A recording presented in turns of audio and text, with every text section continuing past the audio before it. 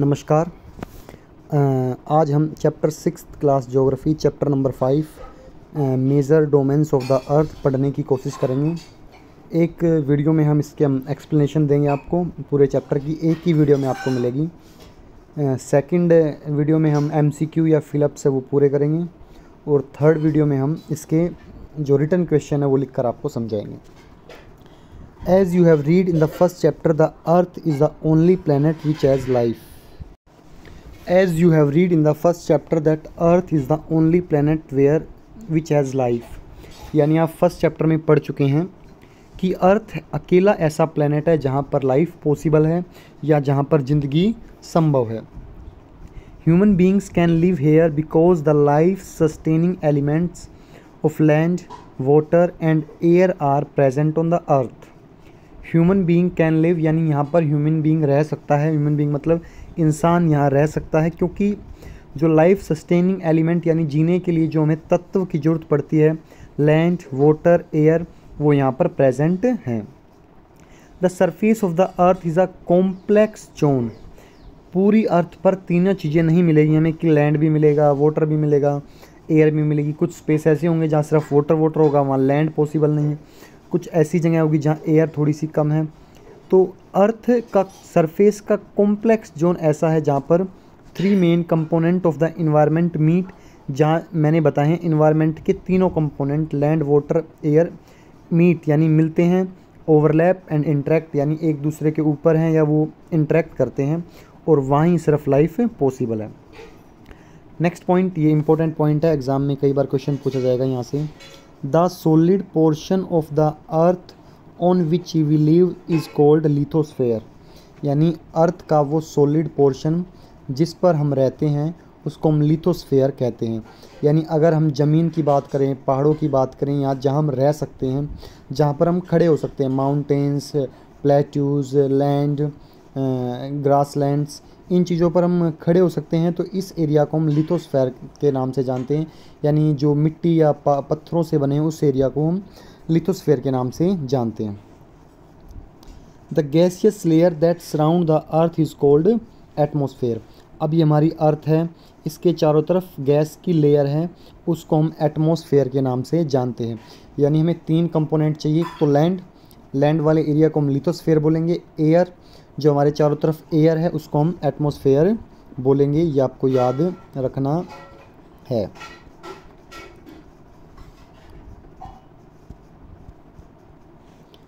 The gaseous layers that surround the earth is cold atmosphere. यानी जो gas की layer है जो अर्थ को सराउंड करती है उसको हम एटमॉस्फेयर के नाम से जानते हैं, जहाँ पर ऑक्सीजन, नाइट्रोजन, कार्बन डाइऑक्साइड और बाकी गैसें पाई जाती हैं। Water covers a very big area of the earth's surface and this area is called hydrosphere। यानी जो पानी है एक बड़े एरिया को कवर करता है और इस एरिया को हम हाइड्रोस्फेयर के नाम से जानते हैं। तो यहाँ आपके 3 क्वेश्चन बनते हैं। लिथोस्फेयर, लैंड वाले एरिया को लिथोस्फेयर कहते हैं। एटमॉस्फेयर, जहाँ एयर की लेयर है उसको एटमॉस्फेयर बोलते हैं, और जो बॉडीज़ वाटर से बनी हैं उसको हम हाइड्रोस्फेयर बोलते हैं। The hydrosphere comprise water in all it's form. यानी हाइड्रोस्फेयर के अंदर जो वाटर पाया जाता है उसको हम 3 फॉर्म में पढ़ते हैं। 3 फॉर्म का मतलब हाइड्रोस्फेयर में वाटर 3 फॉर्म में पाया जाता है, यानी वाटर की 3 फॉर्म है। फर्स्ट फॉर्म इज़ आइस, यानी जब वो बर्फ़ बन चुका है यानी वो सॉलिड बन चुका है। सेकंड इज़ वाटर, यानी अब वो पानी की फॉर्म में है यानी लिक्विड है। And third is the water vapour, यानी अब वो गैसियस फॉर्म में है यानी वाटर वेपर बन चुके हैं। आपको याद रखना अच्छे से। There are 3 layer we have to read. हमें 3 लेयर के बारे में पढ़ना होता है, जिसे हम लिथोस्फेयर ज़मीन वाली लेयर को बोलते हैं, हाइड्रोस्फेयर वाटर को बोलते हैं, एंड एटमॉस्फेयर एयर को बोलते हैं। और वाटर 3 फॉर्म में मिलता है हमें। एक तो होता है वाटर वेपर जो गैसियस फॉर्म में है, हमारे चारों तरफ घूमता रहता है। एक होता है लिक्विड वाटर जो हम पीते हैं, और एक होता है आइस जो ग्लेशियर में या पोलर रीजन में पाया जाता है। अब पढ़ते हैं, हम अकेले एटमॉस्फेयर के साथ नहीं रह सकते कि हमें सिर्फ हवा दे दी जाए, ना हम अकेले लिथोस्फेयर के साथ रह सकते कि हमें सिर्फ ज़मीन दे दी जाए, ना हम अकेले मतलब हाइड्रोस्फेयर में रह सकते कि हम सिर्फ पानी में रह सकते हैं। हमें तीनों की रिक्वायरमेंट होती है, और तीनों जहाँ पाई जाती है उसको हम बायोस्फेयर बोलते हैं। The biosphere is the narrow zone, यानी बायोस्फीयर वो छोटा एरिया है where we find land, water and air, जहाँ पर हमें लैंड, वाटर और एयर एक साथ मिलती है, which all contain form of life, इसलिए हमारी ज़िंदगी संभव हो पाती है। तो आपको याद रखना है 3 स्फीयर हम पढ़ चुके हैं। बायोस्फीयर ऐसा एरिया है जहाँ पर एटमॉस्फेयर, लिथोस्फेयर और हाइड्रोस्फेयर तीनों मिलेंगे, यानी जहाँ पर लैंड, वाटर, एयर तीनों में मिल सकते हैं। आपको ये याद रखना है पॉइंट टू पॉइंट।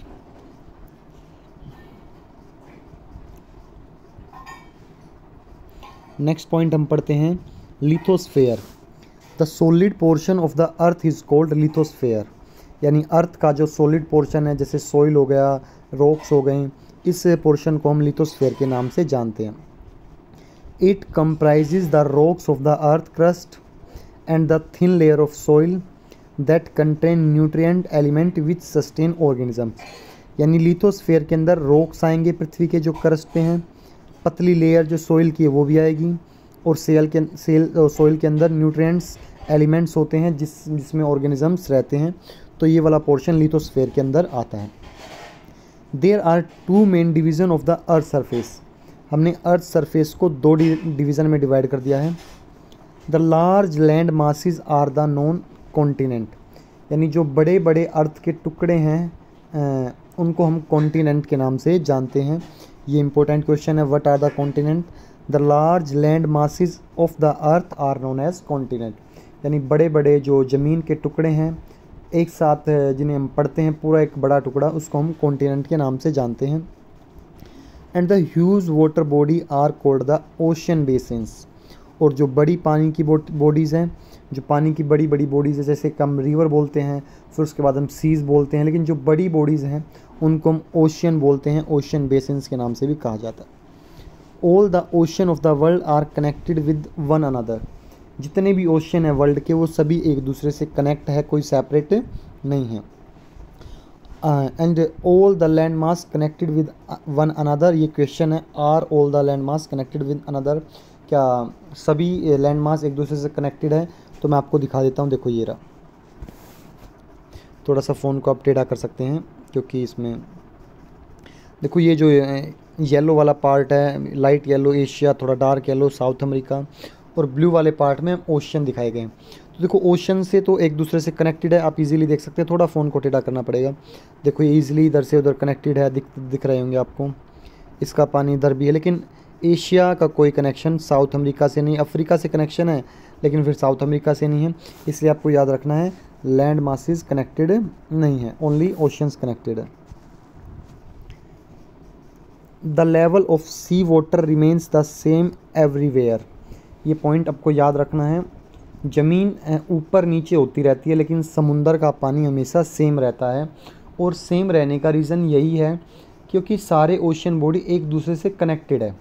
अगर एक ओशन में ज़्यादा पानी हो दूसरे में कम होगा, ऐसा पॉसिबल नहीं हो सकता, क्योंकि वो सेम ही रहेगा। जैसे टंकी, हम अगर अपने घर की टंकी की बात करें, ऐसा नहीं हो सकता कि आधी टंकी में पानी ऊपर है और आधी तरफ नीचे, ऐसा नहीं हो सकता। पानी लेवल अप करता है, ज़्यादा पानी कम की तरफ भागता है, इससे पानी का लेवल ओके मतलब रिमेन रहता है। Elevation of land is measured from the level of sea which is taken as zero. आपने देखा होगा कहीं जाते होंगे कि ये भाई जगह सी लेवल से 250 मीटर अबव है, तो वो हमेशा हम सी लेवल से डिस्टेंस को मापते हैं क्योंकि सी लेवल हमेशा सेम रहने वाला है। तो इससे हमें आइडिया रहता है कि सी लेवल से ये 200 मीटर ऊंचा है, 300 मीटर ऊंचा है, ये हमारे, इसलिए हमें सी लेवल से मापना है क्योंकि सी लेवल का लेवल जो हमेशा वो क्या रहता है, सेम रहता है, और हम सी लेवल को 0 मान के काम करते हैं। ये मैप है, आप इसको एक बार पढ़ेंगे, मैं साथ के साथ आपको दिखाता रहूँगा। Where is the continent, okay चलिए। अब आया है the highest mountain peak Mount Everest is 8,840 metre about the sea level. ये सारे पॉइंट बिल्कुल इंपॉर्टेंट है। आप 6th क्लास की ज्योग्राफी पढ़ रहे हैं या कोई कम्पिटिटिव एग्ज़ाम की तैयारी कर रहा है, उसके लिए भी बहुत इंपॉर्टेंट है कि जो सबसे ऊंची पीक है माउंट एवरेस्ट, वो 8,848 मीटर ऊपर है, यानी 8,848 मीटर समुंदर से ऊपर है, क्योंकि समुंदर से हाइट मापी जाती है। The greatest depth of 11,022 metre is recorded at Mariana Trench. अभी मैं यहाँ बताता हूँ आपको। ये बाई चांस मान लीजिए ज़मीन है, तो जो सबसे ऊपर की मतलब हाइट है तो वो माउंट एवरेस्ट की है 8848। यानी अगर पूछा जाए कि सबसे हाइट पर क्या है या सबसे हाईएस्ट माउंटेन कौन सा, तो आपको बताना माउंट एवरेस्ट 8848। लेकिन सबसे गहरी चीज़ कौन सी है, तो एक बिल्कुल गहराई में जाकर है। ये बाई चांस पानी मान लेते हैं, ये एक ओशन है, पैसिफिक ओशन। तो पैसिफिक ओशन में सबसे जो गहराई में पॉइंट है उस पॉइंट को हम नाम जानते हैं मैरियाना ट्रेंच। तो अब आपको समझ में आ गया जो गहराई में है या जो ऊपर है, आपको याद रखना है। तो यहाँ से पॉइंट 2 बनते हैं। सबसे highest Mount Everest, the great depth of 11,022 kilometre 22 metre is recorded at Mariana Trench in the Pacific Ocean.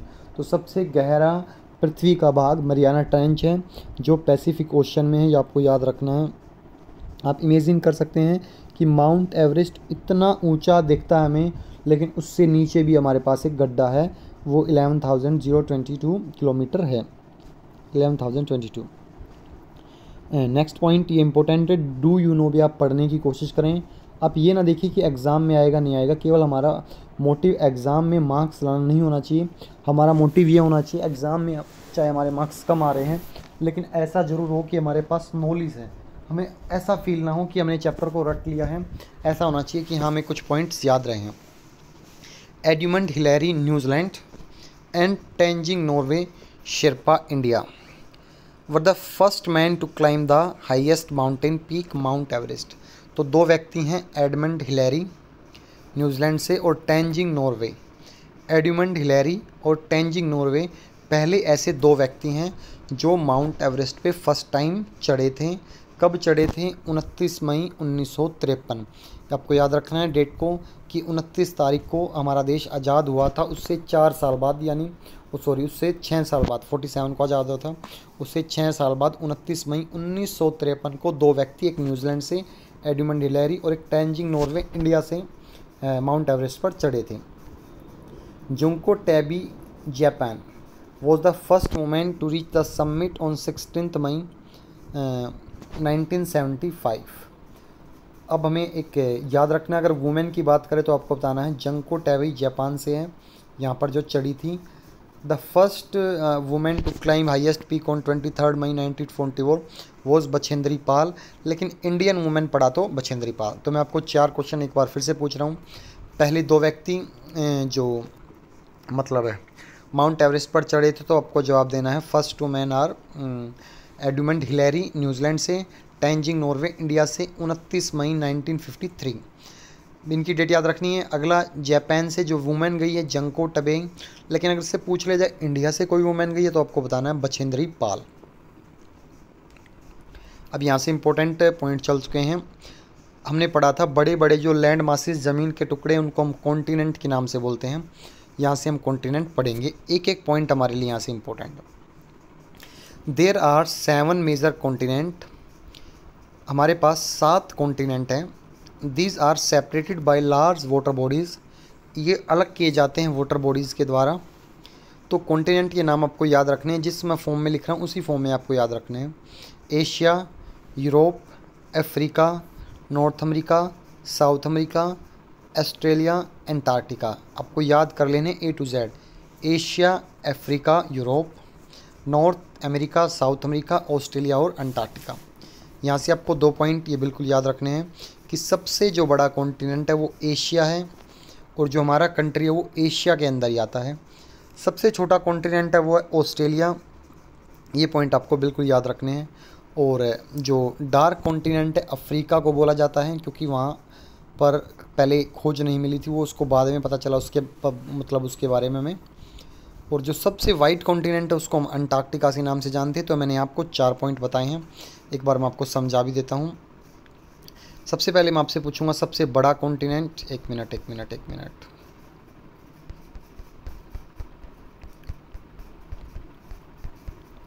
तो सबसे बड़ा कॉन्टिनेंट एशिया है, सबसे छोटा Australia, dark continent Africa and white continent Antarctica. Look at the map of the world and notice then the greater part of the land mass lie in the northern hemisphere. मैं आपको दिखाता हूँ map. 1 minute रुके, मैं नया map निकालता हूँ क्योंकि इसमें हमें दिक्कतें होंगी। बाकी देखिए ये मैप मैंने खोला है, कॉन्टिनेंट एंड ओशन का मैप आपको ध्यान देना है। देखिए एक इक्वेटर लाइन है जो कहाँ से होकर जाती है, मैं आपको एक प्रॉपर अंदाज़ा दे देता हूँ। आपने पढ़ा होगा एक 3rd या 2nd चैप्टर में ज्योग्राफी में कि एक अर्थ के बीचों बीच से लाइन जाती है जिसको हम इक्वेटर बोलते हैं। उसके बाद एक लाइन जाती है ऊपर से जिसको हम ट्रॉपिक ऑफ कैंसर बोलते हैं, और एक लाइन नीचे से जाती है जिसको हम ट्रॉपिक ऑफ कैप्रिकॉर्न बोलते हैं। तो यहाँ से आगे क्वेश्चन आएंगे, लेकिन मैं आपको साथ के साथ यहाँ से समझाता चलता हूँ।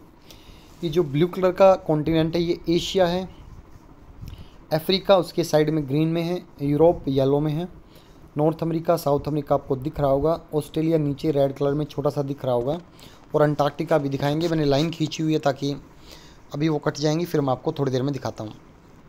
तो जो बीच वाली लाइन है ये इक्वेटर लाइन है। आपको याद रखना है इक्वेटर लाइन जो अर्थ को डिवाइड करती है वो ऊपर वाला एरिया होता है नॉर्थर्न हेमिस्फेयर और नीचे वाला सदर्न हेमिस्फेयर। तो यहाँ ये मैंने लाइन इसलिए खींची है ताकि आपको पता लगे कि एग्ज़ाम में क्वेश्चन आता है कि ज़्यादा कॉन्टिनेंट यानी ज़्यादा ज़मीन का टुकड़ा कहाँ है, नॉर्थर्न हेमिस्फेयर में या सदर्न हेमिस्फेयर में। तो देखो आपको Asia, Europe, north America, mostly Africa, south Africa का भी कुछ पार्ट, यानी ज़्यादा कॉन्टिनेंट्स नॉर्थ हेमिस्फेयर में है। तो अगर आपसे पूछा जाए लैंड हेमिस्फेयर कौन सा है तो आपको बताना नॉर्थर्न हेमिस्फेयर। नेक्स्ट पॉइंट आपको देखोगे मैंने 3 लाइनें खींची हैं। एक इक्वेटर है बीच वाली, ऊपर वाली है ट्रॉपिक ऑफ कैप्रिको कैंसर। तो आपको याद रखना है ट्रॉपिक ऑफ कैंसर इंडिया से होकर जाती है, आपको दिखाई दे रहा होगा इंडिया। और अकेला ऐसा कॉन्टिनेंट है अफ्रीका जहाँ से तीनों मेन लाइन होकर जाती है, Tropic of Cancer, Tropic of Capricorn and equator. ये आगे आएंगे, आपको फिर ध्यान से देना है। तो आप एक बार फटाफट एशिया को देख सकते हैं। एशिया को माइंड में लें, फिर हम इसके क्वेश्चन करते हैं। एशिया के नीचे साउथ में इंडियन ओशन है, इधर पैसिफिक ओशन है, और ऊपर नॉर्थ में आर्कटिक ओशन है। चलिए हम अपने चैप्टर पर चलते हैं। चलिए अब हम एशिया को पढ़ते हैं। यहाँ मैंने पढ़ लिया कि मैप को देख के हमने नोटिस किया कि ज़्यादा लैंड मासेस नॉर्थन हेमिस्फेयर में हमें मिलते हैं। अब पढ़ते हैं आगे। Asia is the largest continent, Asia सबसे बड़ा कॉन्टिनेंट है। It covers about 1/3 of the total land area of the अर्थ, यानी अर्थ का जितना ज़मीन टोटल है उसका 1/3 सिर्फ एशिया कवर करके रखता है। The continent lies in the eastern hemisphere, ये वाला कॉन्टिनेंट ईस्टर्न हेमिस्फेयर में दिखता है हमें। अभी मैंने आपको बताया था इंडिया एशिया में है, और इंडिया से कौन सी लाइन जा रही थी, Tropic of Cancer passes through this continent, इस कॉन्टिनेंट से ट्रॉपिक ऑफ कैंसर पास होती है। देखो जिसको समझ में आ रहा अच्छी बात है, लेकिन जिसको समझ में नहीं आ रहा प्लीज़ नीचे हमारा व्हाट्सएप नंबर है, वहाँ आपसे हमसे कोई भी डाउट पूछ सकते हैं। Asia is separated from Europe by Ural mountains on the west. मैं आपको दिखाता हूँ, एशिया यूरोप से अलग होता है। अलग होने के लिए जो बीच में माउंटेन्स आते हैं उनको हम यूराल माउंटेन्स बोलते हैं। ये पॉइंट आपको याद। देखिए ये एशिया है, ये यूरोप है, ये जो है यहाँ पे मैंने डार्क रेड कर रहा हूँ, तो ये माउंटेन्स की रेंज है। यहाँ पर आपको यूराल माउंटेन्स दिखाई देंगे। तो यहाँ से क्वेश्चन पूछा जाता है कि एशिया और यूरोप को कौन अलग करता है, तो आपको बताना है Ural mountains. The combined land masses of Europe and Asia is called the Eurasia, यानी जो यूरोप और एशिया का एक जुड़ा हुआ पार्ट है, दोनों पार्ट को हम अगर इकट्ठा बोलेंगे तो यूरेशिया बोलते हैं। यूरोप का हमने EUR लिया और एशिया को पूरा ले लिया तो यूरेशिया। तो एशिया से 2-3 क्वेश्चन बनते हैं। सबसे बड़ा कॉन्टिनेंट एशिया किस हेमिस्फेयर में आता है, ईस्टर्न में। कौन सी लाइन जाती है, ट्रॉपिक ऑफ कैंसर। यूरोप से किस तरीके से अलग होता है, तो यूराल माउंटेन से। यूरोप और एशिया को क्या बोला जाता है, Eurasia. Next is Europe. Europe is much smaller than Asia, Europe Asia से काफ़ी छोटा है। The continent lies to the west of Asia, map को ध्यान रखें ये एशिया के वेस्ट में था। The Arctic circle pass through it, और इससे आर्कटिक सर्कल होकर इससे जाती है। आर्कटिक सर्कल 66.5 डिग्री नॉर्थ होती है। अगर आपको ये नहीं पता तो हमारी पिछली वीडियोस, ग्लोब वाली वीडियोस ज़रूर देखें ताकि आपको अच्छे समझ में आए। It is bound by water bodies on the 3 side. Europe 3 तरफ पानी से घिरा हुआ है। Look at the map of the world and locate it. आप मैप देखकर भी पता कर सकते हैं। चलिए मैं आपको मैप दिखाता हूँ। देखिए मैप है, आपको दिखाई दे रहा होगा। यूरोप के ऊपर आर्कटिक ओशन है, साइड में अटलांटिक ओशन है और नीचे भी आपको ओशन दिखाई दे रहे होंगे। यहाँ पे कैस्पियन सी दिखाई देगा आपको। अगर आप एक प्रॉपर मैप लेंगे तो आपको याद रखना है यूरोप 3 तरफ पानी से घिरा हुआ है।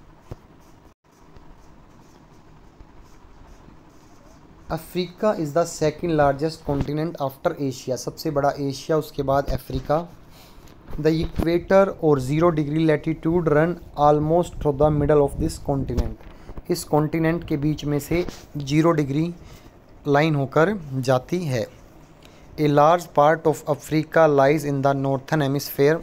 अफ्रीका का ज़्यादा पार्ट नॉर्थन हेमिस्फेयर में रहता है। You will find that is the only continent through which Tropic of Cancer, Capricorn and Tropic of Equator passes। ये मैंने आपको अभी बताया है। अफ्रीका अकेला ऐसा कॉन्टिनेंट है जहाँ से ट्रॉपिक ऑफ कैंसर, इक्वेटर और ट्रॉपिक ऑफ कैप्रिकॉर्न पास होती है। The Sahara desert the world largest hot desert. अगर आपसे पूछा जाए वर्ल्ड का सबसे बड़ा गर्म डेजर्ट कौन सा है तो आपको बताना है सहारा डेजर्ट, वो भी अफ्रीका में है। The continent is bounded by all side by the ocean and seas. ये ऐसा कॉन्टिनेंट है जो चारों तरफ से पानी से घिरा हुआ है। आप मैप देख के नोटिस कर सकते हैं। The world longest river the Nile flows through Africa. सबसे बड़ी दुनिया की नदी अफ्रीका भी यहीं से होकर पास होती है। नाइल रिवर आपको याद रखना है। वर्ल्ड लॉन्गेस्ट रिवर, लॉन्गेस्ट मतलब वो लंबाई में लंबी है। एक होता है वर्ल्ड लार्जेस्ट रिवर, लार्जेस्ट मतलब उसमें पानी ज़्यादा है यानी वो चौड़ी है। एक लॉन्गेस्ट का मतलब सिर्फ लंबाई देखी जाएगी और लार्जेस्ट में हम उसका एरिया देखते हैं कि उसका साइज़ बड़ा है या छोटा है, उसके अंदर पानी की कैपेसिटी देखते हैं। तो लॉन्गेस्ट में आपको नाइल रिवर लगाना है। लेकिन आपसे पूछा जाए लार्जेस्ट रिवर तो आपको अमेजन रिवर बोलना है। North America is the 3rd largest continent of the world. North America world का 3रा बड़ा कॉन्टिनेंट है। It is link to South America by a narrow strip of land called the isthmus of Panama. मैं आपको दिखाता हूँ north America south America से किस तरह कनेक्टेड है। ये रहा नॉर्थ अमेरिका और ये रहा साउथ अमेरिका, तो ये इस पार्ट से कनेक्टेड है। इसको हम इस्थमस ऑफ पनामा बोलते हैं। पनामा के जंगल आपने सुना होगा, अमेरिका गर्डों की आपने वीडियो देखी होगी। तो the continent lies completely in the northern and western hemisphere, यानी नॉर्थ अमेरिका नॉर्थन हेमिस्फेयर में हमें दिखाई देता है और ये भी तीनों तरफ ओशन से घिरा हुआ है। देखो आपको दिख गया होगा ये इस्थमस ऑफ पनामा। तो आपको याद रखना है, जो बताया जाए उसको आपको अच्छे तरीके से याद रखना है। South America lies mostly in the southern hemisphere. South America southern hemisphere में है। The Andes world longest mountain ranges run through its length from north to south. South America has the world largest river the Amazon. यहाँ से भी हमें 2 question important मिलते हैं। देखो यहाँ से 2 क्वेश्चन कौन से इंपॉर्टेंट हैं। पहला, अगर आपसे पूछा जाए हाईएस्ट माउंटेन रेंज, मैं सबसे पहले आपको माउंटेन और रेंज में फ़र्क बता दूं। अगर अकेला पूछा जाए तो वो माउंटेन होता है, सबसे बड़ा माउंटेन है माउंट एवरेस्ट। लेकिन अगर पूछा जाए माउंटेन रेंज तो रेंज का मतलब होता है जिसमें बड़े बड़े माउंटेन्स होते हैं और लगातार रेंज होती है। तो मैं पूछूं हाईएस्ट माउंटेन रेंज यानी ऐसे माउंटेन बहुत सारे जो ऊंचे हैं, तब आपको बताना है हिमालयास। लेकिन लंबाई में पूछा जाए, लंबाई से हमारा मैटर होता है कि उसमें सिर्फ माउंटेन्स हैं, वो ऊंचे नहीं हैं लेकिन दूर दूर तक फैले हुए हैं, तब आपको बताना है Andes which is in south America. Next point आपको ध्यान रखना है, the Andes the largest river Amazon also flow in the south America. South America में अमेजन रिवर, हाँ